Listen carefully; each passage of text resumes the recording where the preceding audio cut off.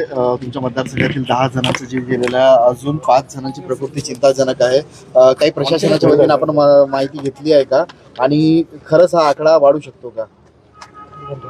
खरं बघितलं तर जो प्रकार घडलेला आहे हा अतिशय गंभीर प्रकार आहे.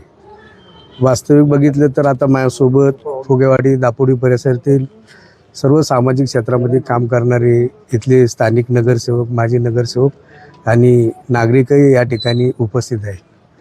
वास्तविक बघितलं गेलं तर कालपासून जर आपण मृतांची संख्या बघितली तर सुरुवातीला पोलीस खात्याकडनं 7 लोक मृत झाले असे जाहीर करण्यात आले होते. पण आजची जर परिस्थिती आपण बघितलं तर फुगेवाडी परिसरामधून टोटल 11 लोकांचा मृत्युमुखी पडलेले.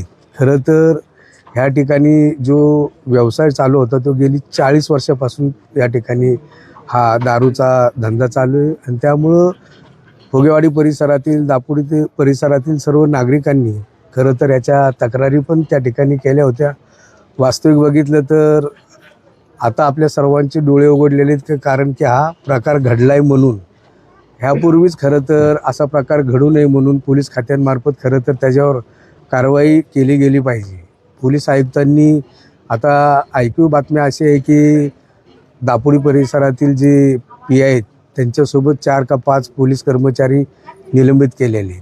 खरं तर या सगळ्या घटनेची शासनाच्या मार्फत मी असे निर्देश देतो की खरं तर ह्याची चौकशी सखोल झाली पाहिजे. हा दारू व्यवसाय ज्या ठिकाणावरनं हा माल या ठिकाणी येतो त्या ठिकाणी जाऊन मुळाशी कशा पद्धतीने हा व्यवसाय केला गेला जातो त्याच्याकडे खरं तर शासनाने आणि पोलीस खात्यांनी लक्ष दिलं पाहिजे. माझं पोलीस आयुक्तांना असं आव्हान असणार आहे, अशा प्रकारचे पिंपरी चिंचवड शहरामध्ये ठिकठिकाणी दारूचे धंदे चालू आहेत, ते धंदे ताबडतोब त्यांनी बंद केले पाहिजे की जेणेकरून पुढील काळामध्ये अशी घटना होऊ नये म्हणून. एवढी गंभीर घटना होती, एकामागे एक जीव जात होते.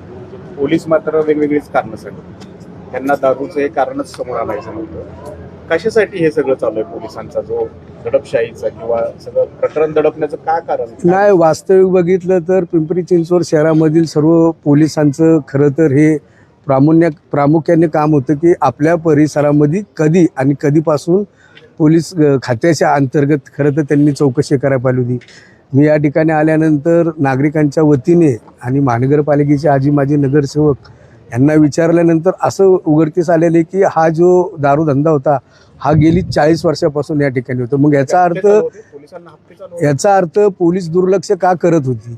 आज पोलिसांचे डोळे उघडण्याचं काय कारण आहे की कारण की या परिसरामधील जवळजवळ 12-13 लोक मृत्युमुखी पडल्यानंतर ह्या सर्वांचे डोळे उघडलेले आहेत. खरं बघितलं तर सर्वप्रथम शासनाकडेही राज्याचे मुख्यमंत्री आदरणीय देवेंद्रजी फडणवीस असतील, गृहमंत्री आदरणीय देवेंद्र फडणवीस असतील, अशा पद्धतीने ज्या ठिकाणी हा व्यवसाय चालू आहे त्यांच्यावर कठोरात कठोर कारवाई केली गेली पाहिजे असे निवेदन आणि असे निर्देशही शासनाच्या वतीने महाराष्ट्र राज्याचा उपाध्यक्ष या नात्याने मी गृहमंत्र्याकडे करणार आहे. तुम्ही म्हणताय 40 वर्षापासून हे चालू होतं, पोलिसांना निदर्शनास कधी झालं नाही, त्यामुळेच विचारतो की हप्तेखोरीसाठी पोलीस दुर्लक्ष करत होते. तसं म्हणलं तरी वावगं ठरणार नाही. तुम्ही मला सांगा, जर 40 वर्ष व्यवसाय चालू आहे, फुगेवाडी दापोडी परिसरातील नागरिकांनी ह्याबाबत पोलीस खात्याकडे किंवा पोलीस चौकीला जाऊन वारंवार तक्रारी केल्या, याचा अर्थ पोलीस दुर्लक्ष करते.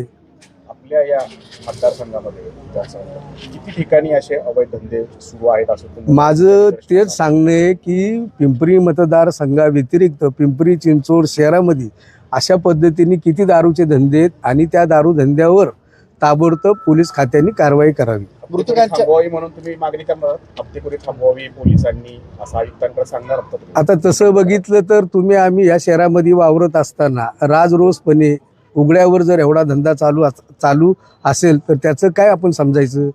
याचाच अर्थ आहे की पोलीस खात्याने यापुढं अशा पद्धतीने कुठली गंभीर घटना घडू नये म्हणून त्यावर त्यांनी कारवाई करावी. मृतकांच्या नातेवाईकांना अजून शासनाने कोणती पण मदत शासनाकडं मृतकांच्या नातेवाईकांना मदत मिळण्यासाठी मी शासनाकडे त्याचा पाठपुरावा करणार आहे.